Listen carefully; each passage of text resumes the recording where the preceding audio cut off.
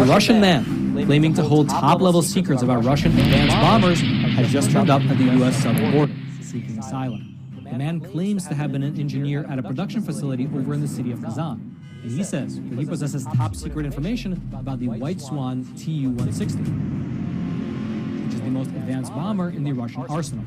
U.S. border officials, they interviewed the man, and they determined that his story was in fact credible and eventually passed him off to the FBI, who are still in the process of interrogating him right now. However, analysts have pointed out that the fact that the story was even leaked to the public is an indication that perhaps the American government is encouraging other Russians who also hold top-level secrets to also escape to America. And if you thought that was interesting, well then you should click on that button below this video and check out Epic TV, one of the best no-censorship video platforms on the internet.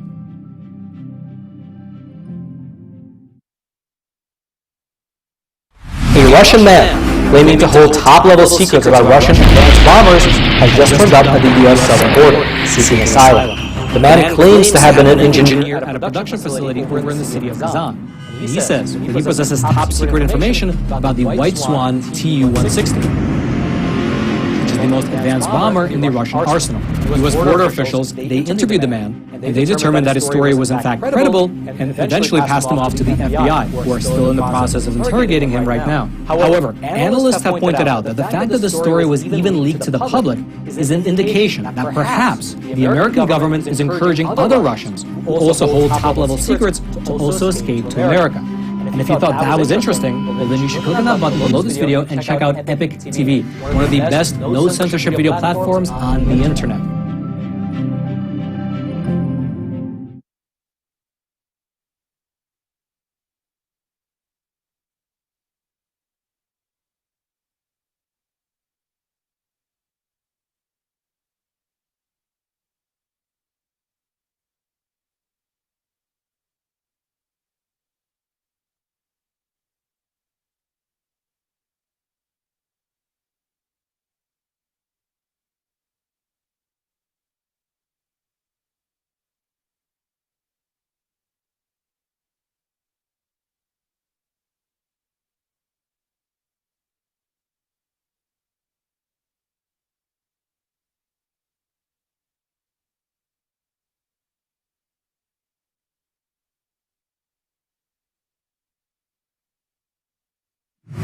Hey, 99% of people with an IRA or 401k will not see this video, and that would be a tragedy. Why is... Ladies and gentlemen, please welcome Tara Wood.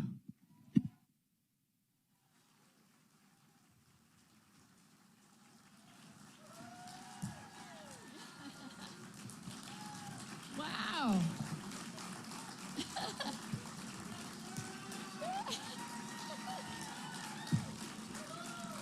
You know, I didn't know we were having our monthly meeting this month because of spring break and our big fundraising event coming up on May 3rd. But here we are, and our keynote speaker is going to be Governor Ron DeSantis. How about that? So, everyone, would you please stand? Again, we're going to say the Pledge of Allegiance. I pledge allegiance to the flag of the United States of America and to the republic for which it stands, one nation, under God, indivisible, with liberty and justice for all. So, my name is Tara Wood, and I'm the chapter chair of Moms for Liberty, Charleston County. We are moms, dads, grandparents, and concerned citizens who came together to fight for our fundamental rights as parents, to decide what is best for our children in education, medical care, and moral upbringing. We are the watchdogs of our school board. I started attending school board meetings over 2 years ago, and I have not stopped. And we have Moms for Liberty members that are at those same meetings every month. Moms for Liberty Charleston County made it our mission to flip the school board last year. We now have a 5-4 majority Moms for Liberty endorsed members on that board.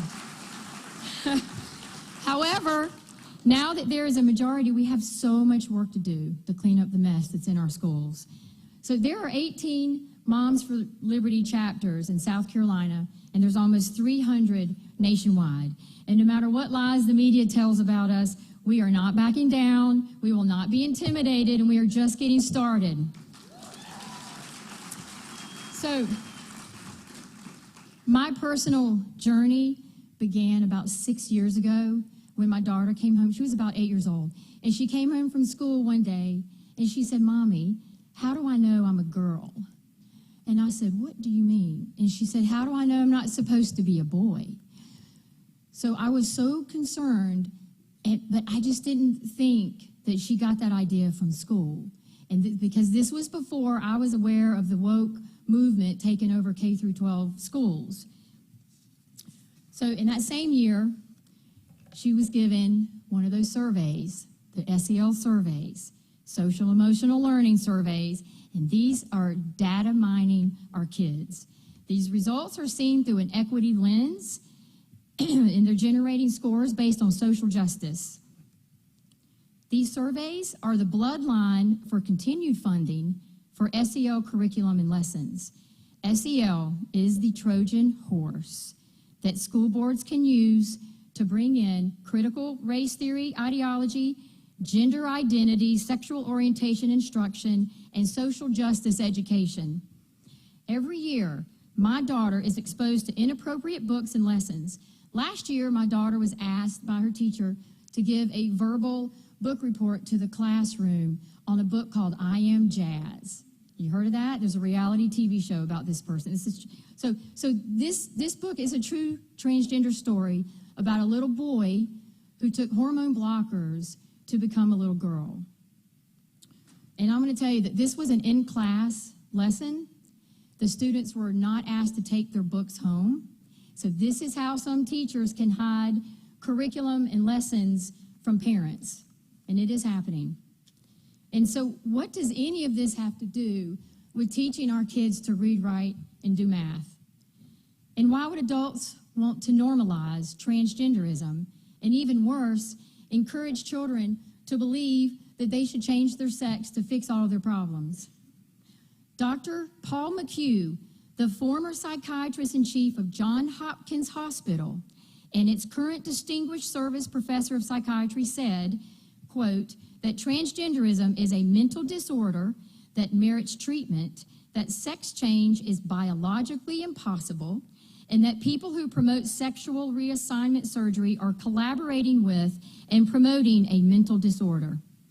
While the Biden administration, Hollywood, major media, and our schools promote transgenderism as normal, quote, policymakers and media are doing no favors either to the public or to the transgendered by treating their confusions as a right in need of defending, rather than as a mental disorder that deserves understanding, treatment, and prevention. Governor Ron DeSantis understands that we are in an American culture war. He is leading the way and doing what it takes to save our country. He is a proven warrior of the conservative cause, and he has shown that he is willing to take on woke corporations and teachers' unions to protect our kids. Citizens of Florida tried for 3 years to pass a parental rights bill. It was Governor DeSantis that signed that bill. He also signed a bill last year limiting the way sexual orientation and gender identity can be discussed in schools, which critics have labeled Don't Say Gay Bill. This bill is also being imitated in South Carolina and other states. Governor DeSantis helped flip school boards throughout his state by endorsing conservative school board candidates. He recently met with the founders of Moms for Liberty to find out what else needs to be done to flip more school boards. He has already released his first list of school board candidates to flip in 2024, which is great, and there'll be more. So I had the pleasure of hearing Governor and First Lady DeSantis speak at the Moms for Liberty National Summit last summer in Tampa. They are loving parents to 3 young children, ages 6, 4, and 2, which is keeping them very busy. And matter of fact, the 2-year-old was the first baby born in the governor's mansion in over 50 years. And did you know that Casey DeSantis graduated from the College of Charleston? I know, it's amazing. And she has launched 4 major initiatives since Governor DeSantis was elected. She worked with the Department of Education to develop character education standards to be taught in Florida K through 12 schools. We will hear from First Lady DeSantis when she joins the governor on stage soon. Ladies and gentlemen, would you please help me welcome Florida's Governor, Ron DeSantis.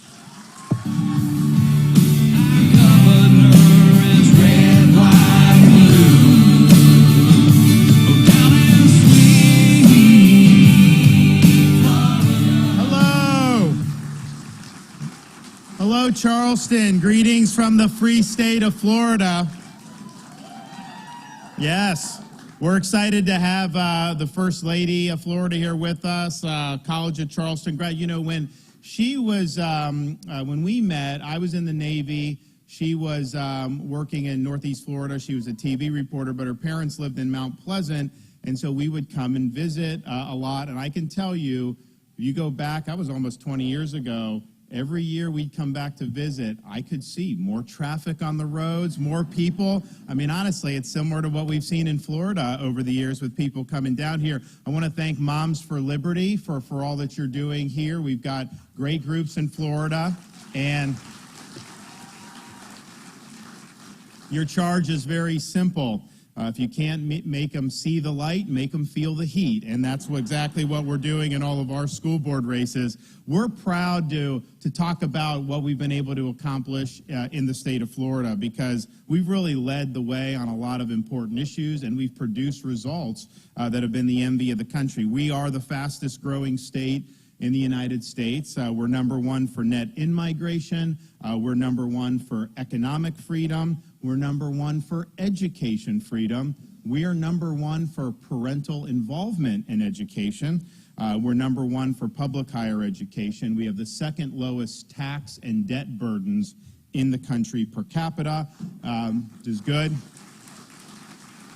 And famously, and as long as I'm around permanently, we have no state income tax. You guys should try that sometime. I'm telling you, it works well.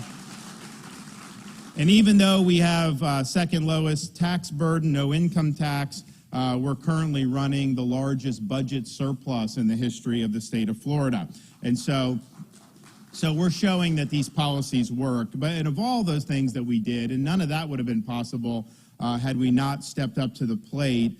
When COVID arrived on the scene, when the world went mad, when common sense suddenly became an uncommon virtue, it was Florida that stood as a refuge of sanity and a citadel of freedom, not just for the people of our state, for people throughout this country, and even people around the world who would descend on Florida to get away from all the madness. We refused to let our state descend into some type of Faucian dystopia where people's livelihoods were destroyed and their freedoms were curtailed.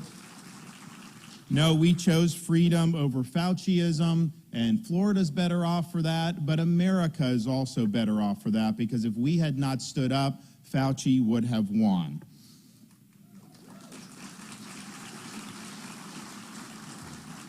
And I think that the good news about Florida, because sometimes there's a lot of pessimism about what's going on in the country, but I think what we show is that leadership matters and that boldness is rewarded. I got elected in 2018 governor by 32,000 votes out of over 8 million votes cast. It was less than 0.5% victory margin. And in reality, that was nothing unusual for Florida. If you go back 2010, 12, 14, 16, and 18, the governor or presidential race in all of those years decided by 1 point. And we were kind of this closely divided swing state. If you don't win Florida, you can't win the whole thing nationally, and then fighting tooth and nail to win these offices for Republicans in Florida from governor on down. And so I go into this situation, and the state was, people thought it was very delicate political bout. So I was told, be mindful of that. Don't do anything rash to upset that balance. keep your head down, don't rock the boat, because if you do that, it could end up tipping against us, and we may not do well in the future. And I understood the advice. Honestly, it was not crazy advice, but I rejected that advice. My view is I may have received 50% of the vote, but that entitled me to wield 100% of the executive power, and I intended to do that to the hilt to make sure that I was able to advance conservative policies in the state. And we would do that by leading based on conviction and principle and not consulting polls. So since I've been governor, we've not taken a single poll on any of these issues the entire time. Why would I want to be led by polls? A leader is not captive to poll results. A leader sets out a vision, executes the vision, and delivers results for people. And if you do that, it doesn't matter what the poll said initially. People will follow you. They will go in your direction. So we get ahead of things and we lead. You know, we also just made it very clear, when you're going into executive position, you're the one that kind of makes decisions, and you got to make good decisions. You know, you can set the agenda, and it's all very important. But you just doing that isn't enough. You got to have people in the administration who share the vision and who are going to put kind of the agenda ahead of their own agenda. And we just made it very clear at the beginning, because you can make the decisions. If they're going to act to frustrate your agenda, or they're not carrying out the agenda, then none of this ends up working out. So we said very clearly to people, you know, if you're leaking, if you're bringing a different agenda into this administration, pack your bags right now. You're gone. We're not putting up with it. And the result is that we've had over 4 years, we don't leak to the media. There's no palace intrigue, very little, there's no drama about anything like behind the scenes. All it is just daily execution of the mission. And that's the reason why we've been able to get so much stuff done. We don't get diverted with all the nonsense that's out there. So we set that down on day one. We also said, you know, I'm not going to be like some other Republicans. Some of these guys get into office and they're like potted plants. They don't do anything. And I'm thinking to myself, like, we need to go on offense. That's how you win. You go on offense. And so we said we're going on offense. We're going to make sure that we're getting ahead of issues. We're going to make sure we're raising. Because, look, anytime you make a decision as a leader, some people are going to like it and some people don't. So if your whole kind of ambition is to not upset anybody, well, one way to do that is just never do anything. Don't make tough decisions, and so you don't. That's not leadership. And so we said, you know, we're going to be diving in. You can sometimes you could just, you know, wait above everything, hope things die, and so you don't have to do it. We said, no, you know, if we see something needs to be addressed, we're going to lean in on it. And I remember sitting at the desk in the Capitol in Tallahassee the first day I was governor, and I just looked around the room. I thought for a minute, and I said, you know, I don't know what SOB is going to succeed me in this office, but I do know this. They're not going to have very much to do, because I'm getting all the meat off the bone, and I'm going to leave them an empty desk. And we have done that already with just 4.5 years. And then the final thing is you know, leadership. When you get elected to certain offices, you know, some people lead, some people don't. But when you're an executive, when you're a governor, like, if you don't lead, you're not going to be effective. It's really about leadership more than anything. And leadership, at the end of the day, is about doing what's right when you have intense opposition and a lot of unfair criticism, but you're still willing to chart the proper course. You got to have the fortitude to stand alone if necessary, if that's what the circumstances called upon. And so we were tasked with kind of doing that when COVID hit, because I was taking stands that were totally contrary to what the media was saying, what the narrative was demanding, what you had a lot of people in really both political parties. And so we said, you know, and I was taking a beating politically for this, being called all sorts of things. But, you know, I looked at it and I said, I got into this office to represent the people of this state. Their jobs must be more important to me than trying to sacrifice my own. So if I have to take on incoming, if I have to take on water politically to be able to preserve the jobs of the people I represent, then so be it. That's what leadership calls for. And so that's what we did. And in reality, when you just do what's right, It's not always easy in the moment. It may not always even be apparent that it's going to pay off in the short term. But over the long term, people remember if you fought for them when it wasn't easy. Because it's easy to stand for the right things when everyone's doing it. So that's what we were able to show. And so fast forward to November of 2022, where we came in with this approach, having won by 32,000 votes. We then get reelected by over 1.5 million votes, highest percentage of the vote that any Republican governor candidate has ever had in the history of the state of Florida. We won 62% of Hispanic voters in Florida. We won women voters by 8 percentage points. We won independents by 18 percentage points. We were able to flip blue urban counties like Miami-Dade red, and in fact, we won Miami-Dade, not just won it, we won it by double digits, which no one thought was possible even a year ago. We also flipped counties like Palm Beach, and as was mentioned, you know, it's not just about you. Like, yes, I was the top of the ticket, and my race was important that we could continue our task, but you're really trying to build a team, and politics is a team effort. So we helped members of the legislature, and we were able to help earn super Republican majorities in the Florida legislature. So these are the biggest majorities we've ever had in state history as Republicans. We did get involved in school board races. We targeted 34 races, and we were able to win 29 conservative school board members, sending them to office throughout Florida. And that just required us to, you know, send money, send help and all that, and actively get engaged in those races, but it's worth it. So now, statewide in Florida, there's not a single Democrat elected to statewide office for the first time since the Civil War period in Florida.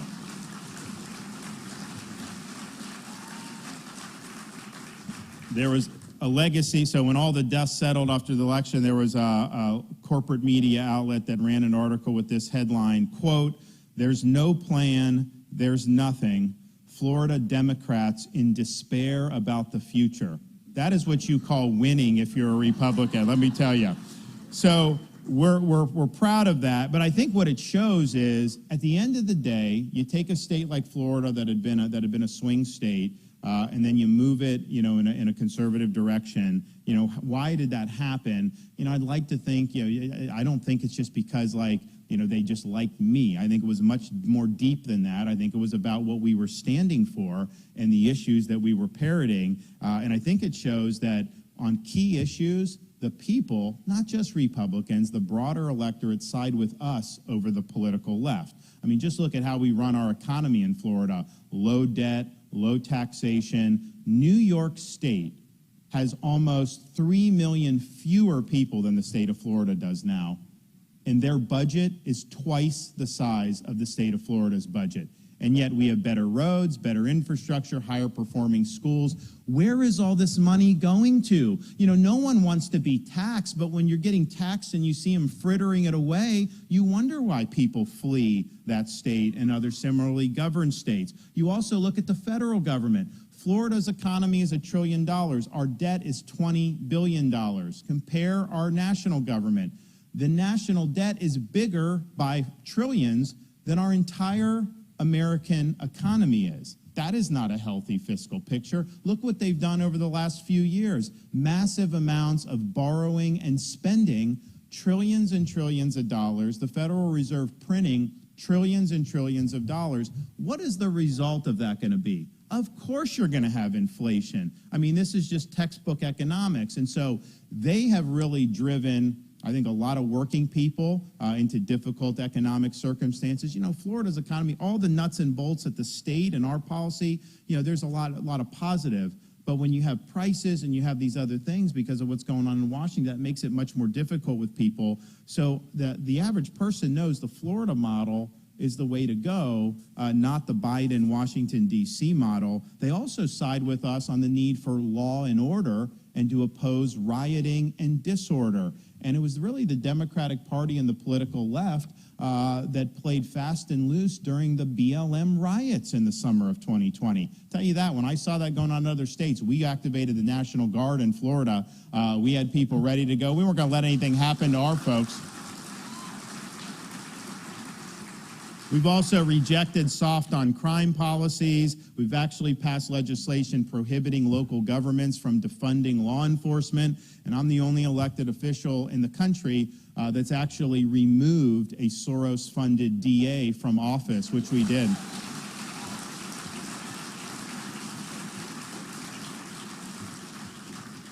They side with us by protecting people from the left's medical authoritarianism. And I can tell you, when they were doing the Fauci policies, we had to step in and not just make sure Florida was doing good as a state. We had to overrule local governments who were trying to get in people's business about masking and about lockdowns. And we said, you can't do that if you're a county. And we were able to really protect a lot of people. And then when they wanted people to lose their job based on not taking an mRNA shot, we enacted protection so that in Florida, nobody has to choose between a job they need and a shot they don't want. We were the first state in the country to ban vaccine passports because you should be able to participate in society without having to show medical papers. And we were also the first state in the country to prohibit any COVID shot mandates for school children. That is not something that can be mandated. People also side with us on wanting our school system to be about educating kids, not indoctrinating kids. We in Florida stand for the rights of parents to be involved in the education and upbringing of their kids. We believe that it's important that the education stay focused on the nuts and bolts. That's why we've done things like ban critical race theory in our K through 12 schools. We're not going to use your tax dollars to teach kids to hate our country or to hate each other. That's unacceptable. We've also made sure parents have the ability to inspect the curriculum so you know what's being taught in your kid's school, and you can object if something is not appropriate or if it violates state standards. And what the left and the media will try to say is if there's a book in school that a parent objects to that says has pornographic images in it, that somehow that's, quote, banning the book. No, the adults can do, but does that belong in a school library with elementary and middle school kids? Of course not. I actually did an event on this in Florida. It was called Exposing the Book Ban Hoax. And before we had people speak, I did a video that just showed the books that were at issue and what the parents are objecting to. The local news had to cut their broadcast feeds because it was too graphic. Well, if it's too graphic for the 6 o'clock news, why is it okay for a 6-year-old kid? I mean, give me a break.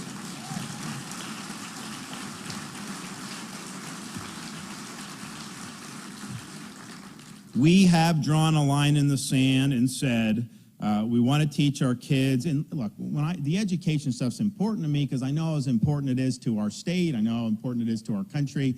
But it also is important to me because my wife and I have 6, 5, and 3-year-old kids at home. So we're looking at it through the lens of parents ourselves. And we just believe that parents should be able to send their kid to school, have them watch cartoons, just be kids, without having some agenda shoved down their throats all the time. So gender ideology has no place in our K through 12 school system. And we've made that very, very clear. It is wrong for a teacher to tell a student that they may have been born in the wrong body or that their gender is a choice. And so we don't let that happen in Florida. And if Disney objects to that, well, so be it. We're going to do what's right.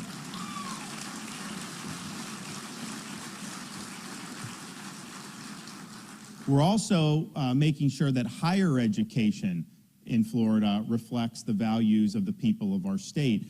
Somewhere along the line, it became normal that a university is used to impose an ideological agenda, to foment political activism, and to be agents for quote-unquote social justice. That is not what a university should be doing, and that's not the traditional mission of the university. So in Florida, we're remooring that so that the purpose of our higher education system is the search for truth, is academic rigor, and he's giving students the foundation so they can think for themselves and be citizens of our republic. And so we will be signing legislation within the next 6 weeks, eliminating so-called DEI programs from all public universities. They say it stands for diversity, equity, inclusion. In reality, what it is a Trojan horse to impose left-wing ideology on the student body using the administrative apparatus of the university to do so. We think DEI, as its practice, better stands for discrimination, exclusion, and indoctrination, and that has no place in our public universities. And people get this. You know, our parents, they just want their kids to be treated based on merit and achievement. And when they see this DEI stuff and they see all the social engineering going on, this is not just conservative parents that object to that. It's wrong to be using this type of identity politics in that way. The people also side with us on demanding strong borders and upholding the rule of law. They do not like seeing open borders and chaos like we've seen, but you have millions of illegal aliens that have poured in over the last several years. You have criminal aliens coming in, you have people on the terror watch list, and we have record amounts of fentanyl that are coming into our country. The media likes to say, oh, well, what does Florida care? They're not a border state. I can tell you the stuff is coming in every single community in our country. We have more overdoses now than we've ever had in recent times, and the huge percentage of that is because of fentanyl. It used to be kids may make some stupid decisions, but they wouldn't die as a result. They take some substance that's laced with fentanyl, they could die just as a result of one bad decision. So we see mothers all too frequently that have lost children as a result of fentanyl overdose, and I think that a lot of people don't want to do anything about it. Like in Florida, we've sent people to the border to help Texas, some of our law enforcement and National Guard. We've banned sanctuary cities in the state of Florida. We work on our maritime interdictions because we do have a big maritime border, and they'll try to send boats from Haiti or Cuba or some of these places. It's the Coast Guard's job to interdict, but Biden doesn't give them enough resources to do it. So boats were getting through. So I mobilized the state's maritime assets. We're now filling the gap, and we've been able to repatriate over 11,000 illegals since August alone back to Haiti and back to other countries in the Caribbean.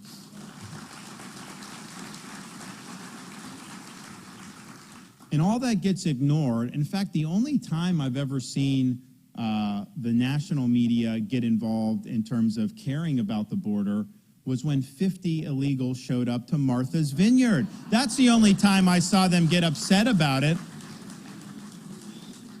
We also, part of what you need to do is the border's too big. Some say, oh, let's do some more Border Patrol agents, all that. Look, you need a wall to be built along the southern border because you can't do it with just manpower. And I think it needs to be done. And all I can say is this, we had a major hurricane come through Florida last September, and it did a lot of damage. One of the things it did, it knocked out a bridge going from the mainland to Pine Island, and it severed the Sanibel Causeway in 3 different areas. And those are not state bridges, they're not state roads, but, and the local governments were telling the residents it's going to be 6 months before you have access to be able to get back and forth on these islands. And so they came to me because they're like, our islands will be dead if that happens, if it takes 6 months. Can you help us? I'm like, all right, I'll help. So we took over the job. I got my guys together and I said, listen, no bureaucracy, no red tape, and no excuses. Let's just get this done. So we accepted the job to do Pine Island, which they said would take 6 months. We were able to rebuild in 3 days. And then Sanibel Causeway took us 2 weeks after that to be able to fix it in 3 places. And so I only raised that because those guys I used in Florida, I will send to the southern border to build. Just tell me, come on, Joe, send us in. Let's do it. Let's get it done. The people also side with us on wanting an economy where businesses focus on their core mission of providing whatever service or whatever they're doing in the economy and not getting mired into woke political activism. And you see it time and time again. Sometimes it's a one-off, like this ridiculous thing with Bud Light by trying to push the transgenderism. But what they're doing is These are corporations, mostly very wealthy, powerful corporations. They're trying to leverage their economic power to change our country, to change society, to change policy. Things like ESG, environment, social governance, what they're trying to do is pursue a left-wing agenda. They're against domestic energy production. They're against Second Amendment rights. They're against all these other things. And here's the thing, when you're talking about changing policy or changing the country that way, we have a constitutional way to do that. I mean, you run elections and you can put people to implement policy. They don't want to go through that because they know their policies would never be able to pass muster at the ballot box. So what they're trying to do is really do an end run around the constitutional system, use their economic power to impose these policies outside the normal system, and guess what? We don't have any recourse at that point. You're not going to be able to vote any of these people out of office. And so I think it's really important, if you want to preserve freedom in this country, we need to be fighting back against woke capital. We are doing that in Florida. We are eliminating ESG. We're providing protection for Floridians against woke banking. The Disney, we make sure that we'll keep them in their pen one way or another. So don't worry about that. So what is kind of the thread that goes through all of this? To me, the thread is this woke mind virus, this ideology that has really captured so many institutions throughout society. I think it's a form of cultural Marxism that seeks to divide not on class, but on the basis of identity politics. I think it's an attack on merit. I think it's an attack on achievement. I think that at the end of the day, it's a war on truth. And it's really important that our society be rooted in truth. And so if you tell me that somebody who's on the men's swim team for 3 years can just switch and do the women's team and somehow win the national championship, that's a fraud. That is not true. That is not the actual best women's swimmer in that thing. And so I think it's important that we reject the woke because the woke is asking us to reject the truth. And so in Florida, we recognize this as a threat across the board. Yes, we fight the woke in the legislative chambers, but we also fight the woke in the schools. We also fight the woke in the corporations. Our mantra is we do not ever surrender to the woke mob because we've made the state of Florida the place where woke goes to die.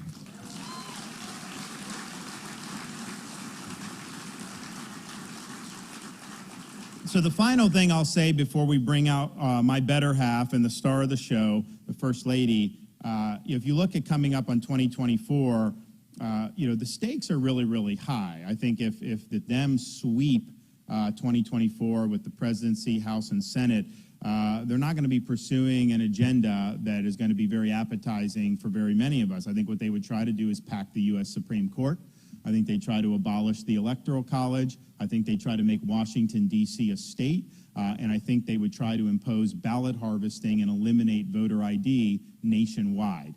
That's not an agenda that's speaking to the aspirations of the average American or the American family. They're worried about inflation. They're worried about crime. They're worried about education. They're worried about the core issues that so many people are concerned about. No, that's an agenda that's trying to render the conservative half of the country to be second-class citizens. They want to ensconce themselves in power, and they don't want us to have a credible voice in our own affairs. And I think back to a quote that President Reagan made: freedom is one generation away from extinction. It's not passed along in the bloodstream. It needs to be preserved. It needs to be fought for. And I do confess that when I used to hear that in the past, I thought it was a little bit over the top. I thought it was a little bit of hyperbole. After all, we're Americans. Isn't freedom just in our DNA? But I don't think you could have lived through the last 4 or 5 years and not be very concerned that freedom is on the ropes in the United States of America. And honestly, that is exactly what our founders believed would happen when they created this country. When they walked into the Constitutional Convention in 1787, they came armed with more knowledge than probably any group of men ever came about creating a new government. They studied the history of every republic and the history of mankind because they wanted to draw lessons from those experiences that they could apply to the new American ship of state. And what they found was there was really only one thing that united every republic that had been tried up until that point, and it was this: every single one of them had failed. And so it really fell to them, they believe, and I believe, to determine with the United States of America, could people really govern themselves? Could you have a society based on the idea that our rights come from God, not from government? Can you have a society based on the idea that we're governed by the rule of law, not by the rule of individual men? Or were we ever going to have mankind slumber under various forms of despotism? And so it was really the American experiment that would answer that question. But they knew that you could have the best Declaration of Independence in the world, you could have the best Constitution in the world. That just gives you the ticket to the dance. That's not enough to ensure a long-lasting free society. So when Benjamin Franklin left the convention, he was asked by a woman, "Dr. Franklin, what have you given us, a republic or a monarchy?" He said, "A republic, ma'am, if you can keep it." They understood that it would require citizens generation after generation to stand up for freedom, to defend freedom, and if need be, to save freedom. And so while there's a lot of pessimism in the air for what's going on in Washington and our country, my belief is that decline is a choice.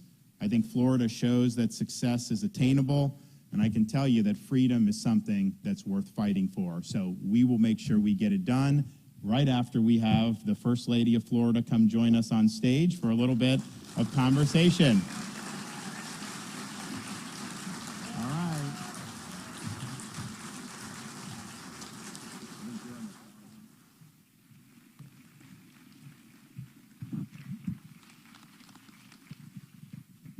Well, you're back in your old stomping grounds.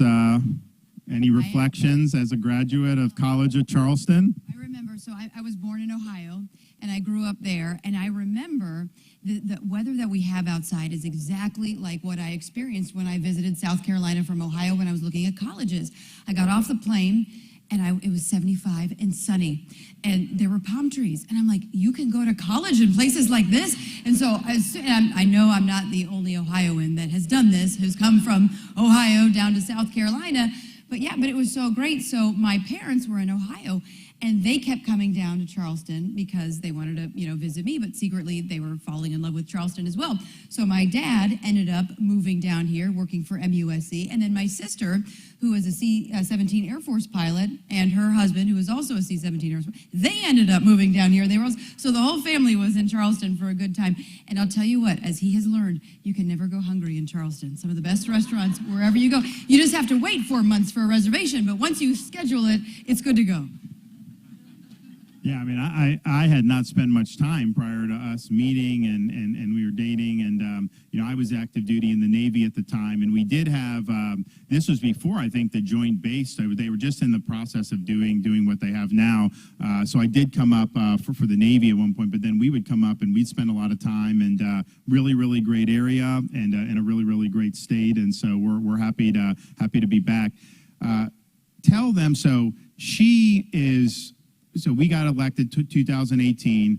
We had a 2-year-old and a 9-month-old when we got into office. We had a third child while governor right at the beginning of COVID. So this is the first child born in the governor's mansion, I think, in like 60 years. So now we have 3.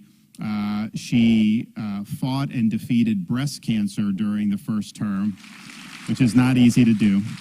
Really served as an inspiration for a lot of people. And so you would think, like, being a mother, having to go through that, all these other things, that would be, that you'd have your hands full. But she's also done all these great initiatives as First Lady that have really made a difference throughout the state of Florida. So can you tell everybody about kind of what you've been able to do with Hope Florida, Pathway to Prosperity, and how you're not content to just let these government bureaucracies continue to fall in their face, but actually do something that would work for a change. Right. And while you were saying that about the 6'5" and the 3-year-old, I just had a flashback, and I don't know if any of you were at the Tampa Moms for Liberty event down there, because I ended up doing an interview with Tina, but I thought it was going to be the most wonderful idea of why would you not invite the 5-year-old to come up and sit on your lap while you do the interview? It seemed like a great thing to do at the time. So anyway, when you were talking about that, I was thinking about it as having a minor flashback, and I was like, this is actually great. I can make subject and verb agree without having to worry about somebody who, by the way, during that interview was literally tugging on my shirt sleeve because she had to go to the bathroom. So Moms, you get it. Okay. No, but listen, when the governor was first elected, 2018, 2019, I didn't want to be that proverbial potted plant that was mentioned a moment ago. You have the opportunity to be able to make a difference. And when you're given that opportunity, what do you do with it? And so I was very fortunate and very humbled as the First Lady of the state of Florida to go travel around and get a lot of key stakeholders together. And so I did that particularly in the child welfare sphere. So I went up into Northeast Florida, I went Northwest Florida, into Miami, we went to Orlando, and I noticed one thing in particular, everywhere that we went. There were wonderful people who were doing wonderful things, helping children and families, but they were all siloed. You had nonprofits over here, you had the faith community over here, you had local government over here, you had state government over here, and then you had the private sector over here doing great things, but there was very little communication and collaboration as it pertained to the best interests of people in need who were coming into the quote government. So we were looking at it, how do we reanalyze the situation? How can we help these people? Because I would also get questions when I was out doing press conferences or what have you, and people would often say, well, spending is X per capita on X issue, as if you spend more money, then that secretly means that you're going to have success in the issue. But it's like the law of diminishing returns. Sometimes when you're throwing more money at the problem, it just gets worse. You have to think differently about how we can help people. And one of the things that we wanted to do was, how do we corral and organize all of the support that we know that's there to be able to put people on a path, in this case, on a path to prosperity and economic self-sufficiency. So we launched officially in late 2021 something called Hope Florida, Pathway to Prosperity and Economic Self-Sufficiency. And what that is, those are people within our Department of Children and Families, and that's where we're helping single moms, primarily kids aging out of the foster care system, adoptive families, moms who are pregnant, battling substance abuse. They're coming into that agency, and we created Hope Navigators. Now, they have some interesting roles, one of which is to find all of the support at the community level, particularly the nonprofits. So instead of coming in, and what a lot of these folks would say, they say, yes, there's government assistance that can help you. Maybe there's a TANF grant, there's SNAP benefits. What they would do is look outside and beyond government to see what nonprofits are serving the particular needs of a single mom in need. And what's fascinating about what we've done is that if that nonprofit doesn't exist, we, for the first state in the nation, have really tapped into the faith-based community in a meaningful way. We utilize a technology called Care Portal. And what that is, these Hope Navigators can input into a system the needs of that single mom. So if she's calling in and talking to her Hope Navigator and she says, I'm having a hard time putting food on the table, I need bunk beds and mattresses, and I just can't make this work, can you help me? What that navigator will do will input that into a system, and our participating churches across the state will get a real-time alert in the form of an email or in an app, and they will see it, click it, and say, yes, we can do that. And they will deliver to her front doorstep beds, mattresses, and food. We have found that those inputs into the system only typically happen once, 80% of the time. But you're thinking, well, certainly the single mom has more needs than just bunk beds and mattresses. But what government has done has facilitated a connection now between the community, the faith-based organizations who were always doing wonderful things, but never knew that single mom was over there because they were in different silos. So we've taken down the silos, made the connection, and then government gets out of the way. Because we want government to get out of the way. It's not a top-down approach. It's how can we facilitate and maximize the goodwill of great people. But it doesn't end there, because we're trying to get folks on a pathway to economic self-sufficiency, to live up to their God-given potential, and ultimately accomplish the American dream. And so we've tapped into, in particular, one of the things that he has done. He has invested with the legislature $70 million in the Fatherhood Initiative, because we have found one of the most wonderful things you can do for children, particularly of a single mom who's trying to work a job, who's trying to take care of her kids, who's trying to do a million things. If you can provide mentorship to her children, that is the biggest game changer. There's an agency in state government called the Department of Juvenile Justice, and we're very fortunate because we have kids who have gone through the system, they have gotten in trouble with the law, they have gone through very difficult beginnings. They've been abused and neglected, but they come through this youth ambassador program through DJJ because they've accomplished great things. They're the first kids in their family to go to school, to go to college. They're class presidents. They're running businesses. They're entrepreneurs. And I ask every single one of them the same question when I see them. I said, what was it that made you turn your life around? How did you get to the governor's mansion, given what you've gone through? And they all, in essence, give me the exact same answer. They said, someone at some point took an interest in my life and gave me value. And so what we've tapped into with his fatherhood initiative is our Hope Navigators then supply that single mom with all of the mentorship opportunities, saying, hey, at 2.5 miles down the road, there's a great program called Take a Kid Fishing. Would you like your son or daughter to be able to go out, learn how to fish? Or there's a business that's offering mentorship opportunity and facilitating it. Because again, you could have the greatest programs, the greatest resources in the world, but if you don't know that they exist, what good are they? So that goes back to the Hope Navigator. But again, on this pathway to economic self-sufficiency, so we've also tapped in the Department of Education. There's rapid credentialing, paid apprenticeships, vocational and technical opportunities, a lot of things that are paid for if you know that they're there, and how do you connect the dots? We've also brought in the private sector in a meaningful way, having them sign up to say, hey, listen, that single mom, she might not be able to work for you a traditional 9 to 5, but can you cut her some slack and do a 9 to 3 so that she can pick up her kids from school, she can be there to cook dinner for them, she can help them with their homework? They're like, yeah, we need some good people working for it. We'll facilitate that. And so again, that's a connection that we've been able to make using our navigators. And we've also tapped into things like the Department of Economic Opportunity, and where they have resume writing resources. There's all of these great resources that are there. What we're doing is connecting the dots, getting the heck out of the way, allowing people to live up to their God-given potential by giving them a helping hand, not giving them a top-down approach. And so we've been able to help about 5,000 people transition off of government assistance since we started this in late 2021. And that philosophical approach to government of how we are a convener and a collaborator is now applying to other agencies. We're doing this now for our veterans. We're doing this for the Agency for People with Unique Abilities and Disabilities. We're doing it for our great Elder Affairs Agency in the state of Florida. So there's a lot of great things that we're doing this, but harnessing the horsepower that is already there and providing opportunities for people to live up to their God-given potential. So that's one thing that I have been very privileged as the First Lady, not me, just the position, to be able to do. Hear, hear. But so if you read this, and I don't know how many people have done, but I know that a lot of people have bought it because it was the #1 book in the country for a couple weeks, and I know they didn't like listing me at #1. Trust me. But one of the things that I talk about is we were dating in Northeast Florida. I was in the Navy. I got mobilized to go to Iraq, and so we did that. I was in Coronado, California. I was attached to SEAL Team 1, and then we went over to the sandbox, like Fallujah, Ramadi, all those places.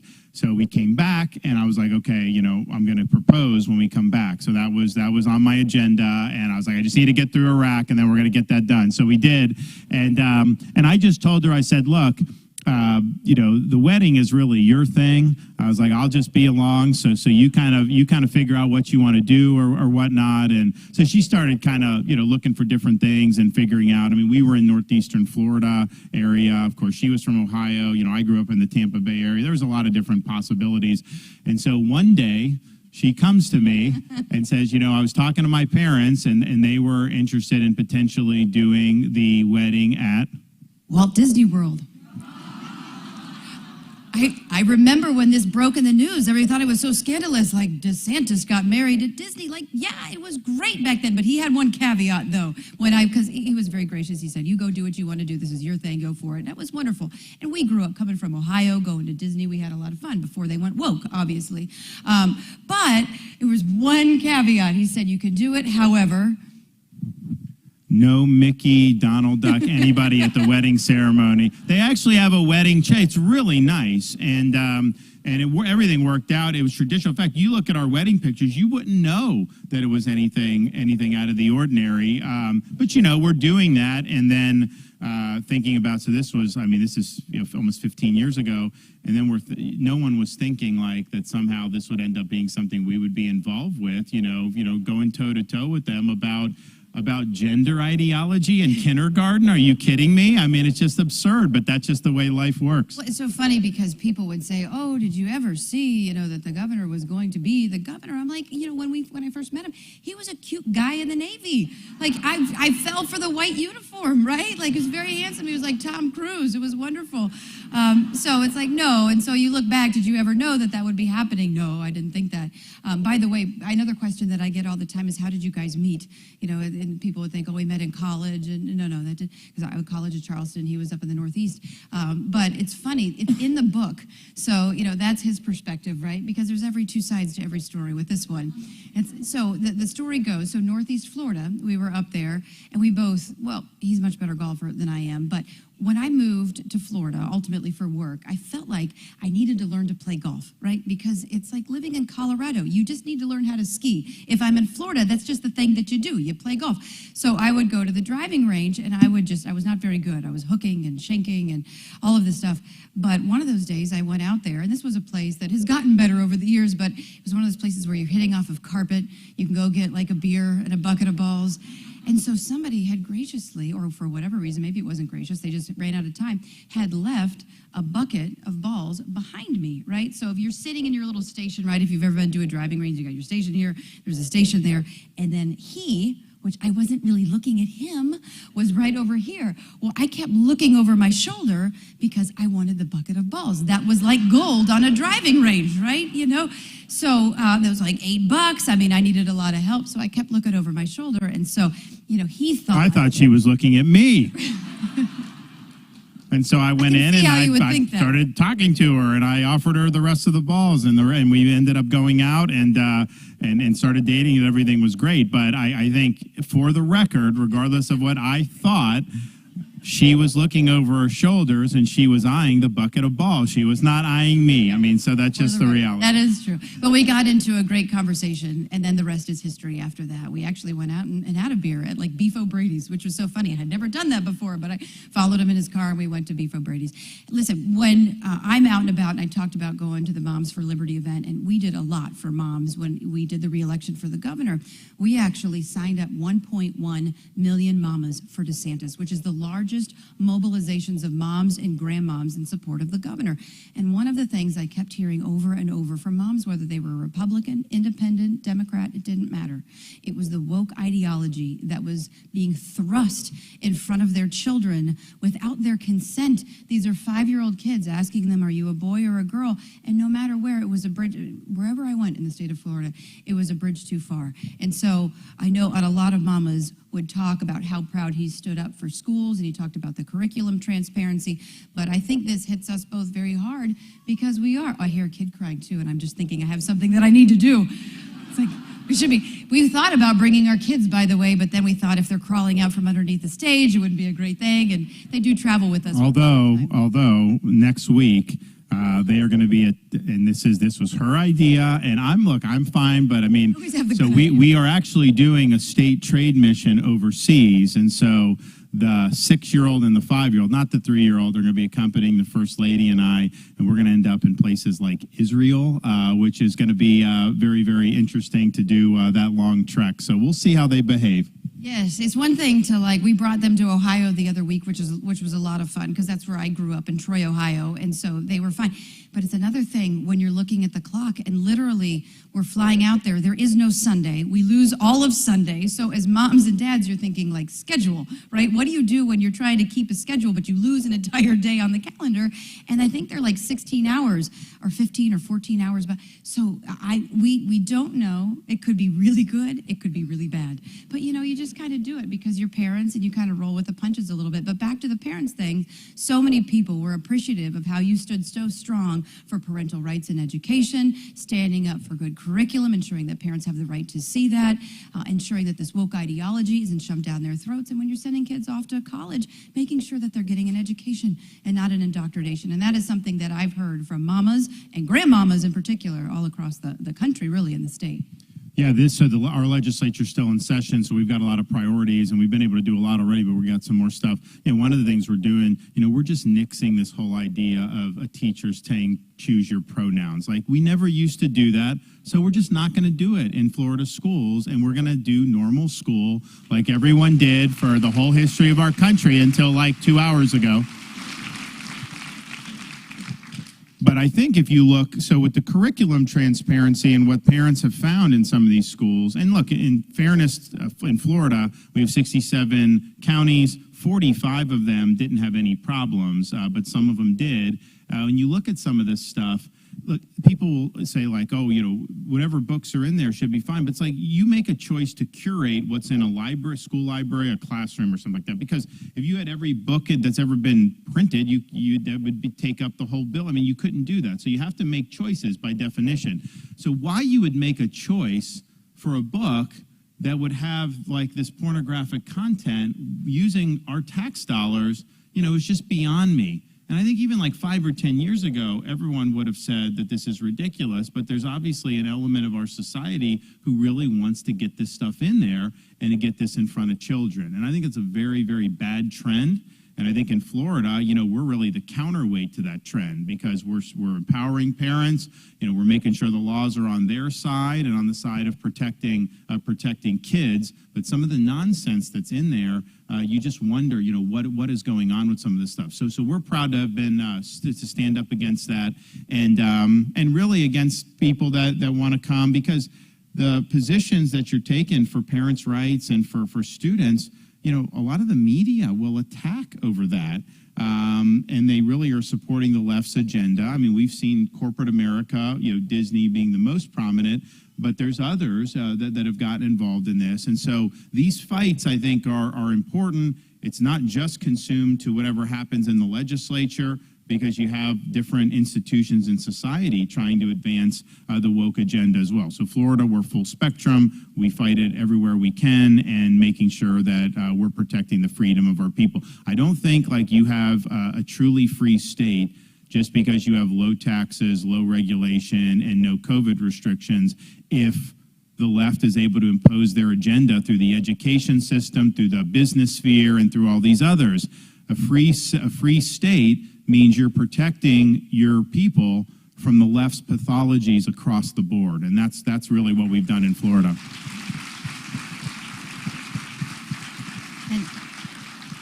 And I know we're short on time. The other thing that a lot of parents are very appreciative of, and you saw him take a stance not too long ago about this, but it was the women in sports, right? And so I grew up, I was a cross-country runner, I was a track, I did basketball, I played soccer when I was younger, I came to the College of Charleston to be on the equestrian team. So sports has been something that has been near and dear to our hearts. We wouldn't have met had it not been for sports. It was golf that brought us together. Now our kids are playing golf in the governor's residence and hitting balls into early 19th century French wallpaper, and it's fine. It's like, although I have like moments where it's the MasterCard commercial, where it's like, this costs this much and this costs that, and this is priceless, at the end of his 4-year term, we're wondering, are we going to get a bill for all of this? Neither here nor there. But sports are really important, and when, I just remember how much grit and determination and sweat and tears and perseverance and hard work that went into whatever craft it was, whatever sport that these girls were taking up. And he mentioned Leah Thomas a second ago. You have these women who have worked their entire lives to get to this point, to ultimately be a national champion or to be up on that podium. And, to have that being taken away from them is really sad. And so when they passed legislation to protect women in sports, I thought that was really great, especially as a mom of a 6-year-old daughter and a 3-year-old daughter who's a little spitfire, mind you, who is doing great in t-ball, by the way, except for, it's so funny, she'll hit the ball and then she'll run to third. And we're like, great, Mamie, go for it, And then she'll play in the dirt in the second inning, but it's okay, she'll get there. Yeah, I mean, I think the issue of the sports is an important issue because you're really making a conscious decision, if you allow this to happen, to take away opportunities from girls and from women athletes. I mean, that's just the reality. And we think that's wrong, but that's what's being done. And so it may be, you're running track and field, and you have a girl that comes in second who would have been first if they didn't have the transgender runner, and that's important. But it may be, there may have been the seventh runner or the eighth or ninth who didn't even get into that race because of that. And so it does go on and on down the line. And I think it's really, really important. And you're basically telling these women athletes that, their hard work, is not necessarily going to pay off, because some people in society are more worried about social engineering and ideology than providing a fair competition. But I think it's even larger than that, just in the sense that if we as a society say that a man that puts on a dress, dresses as a woman, and then, quote, identifies as a woman is actually a woman, that is not true, okay? And so if you're telling me